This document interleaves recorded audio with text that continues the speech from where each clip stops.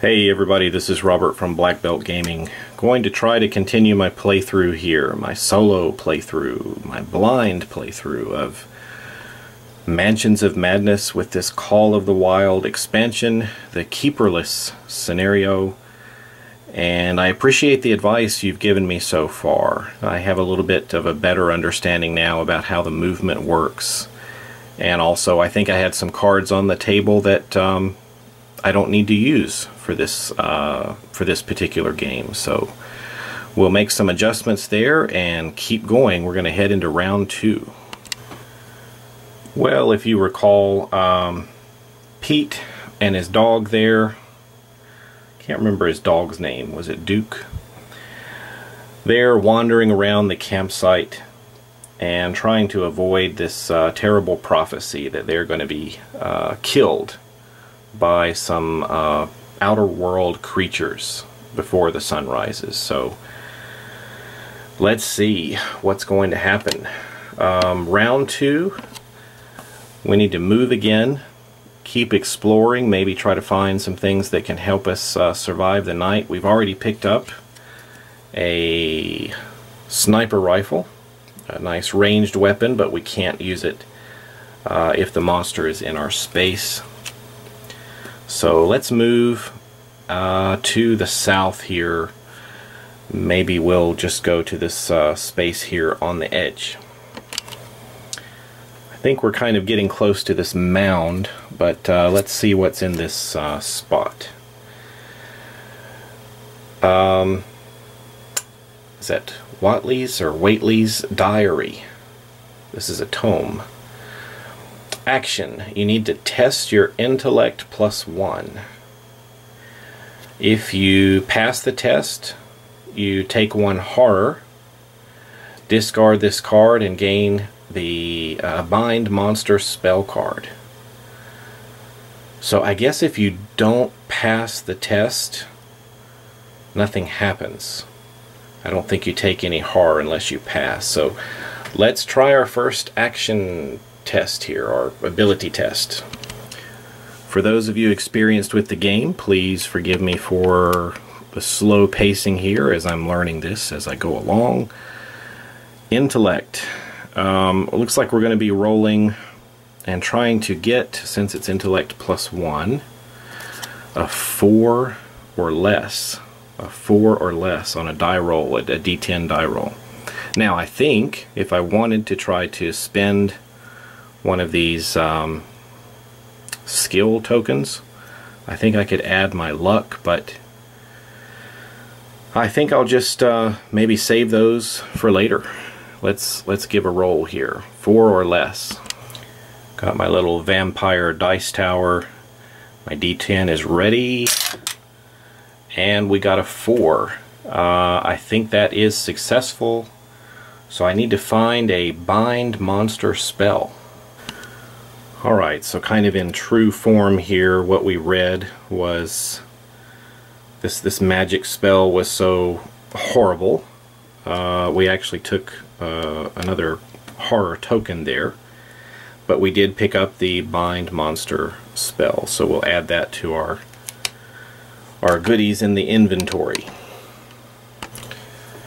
I guess since there's plenty of other cards in the adjacent spaces, I'll just hold my position and go to the end of turn. I need to take another one of these event cards and resolve it. Let's see what we've got.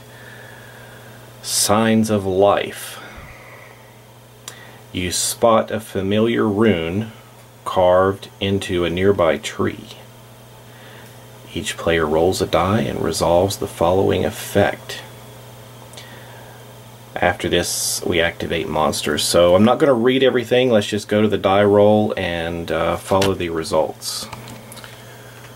Alright, the die roll is a 5. Let's see what that means for us. Place 2 threat tokens in your space.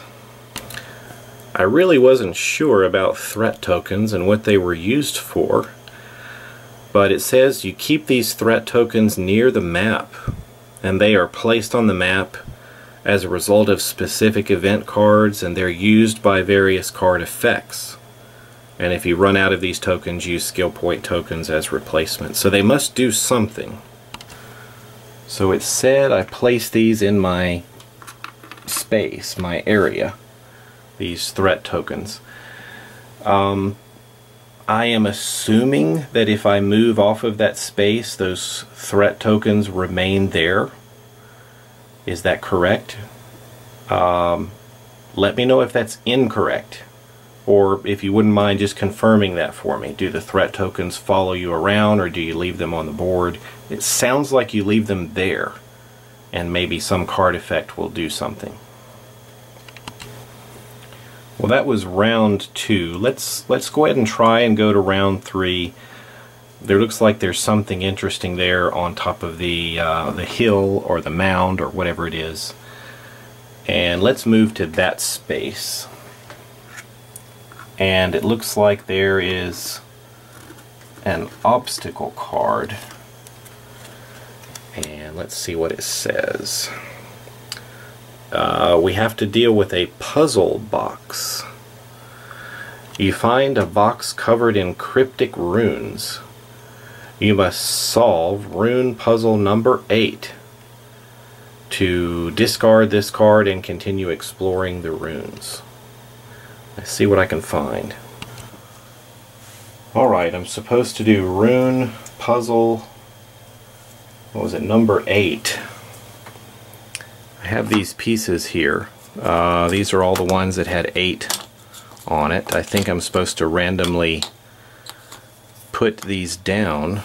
So looking in the rule book, it looks like you can move a piece to the right or left or up and down, and I guess it switches places with the piece beside it. Is that right? I guess we'll find out. So Pete's got an intellect of 3. This is not looking so good, but it said that I could spend a clue point at any time when attempting to solve this puzzle. So if I switch these 2 adjacent pieces, is that correct? I mean, that looks right in the picture, but is that by the rules how it works? And that's 1. So like maybe if I moved that over there, that would be 2. I'm not real sure Pete can do this. Alright, let's just try to keep going here for step 3.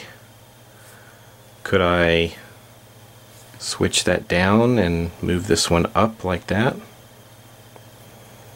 Those are Pete's 3 choices up to this point.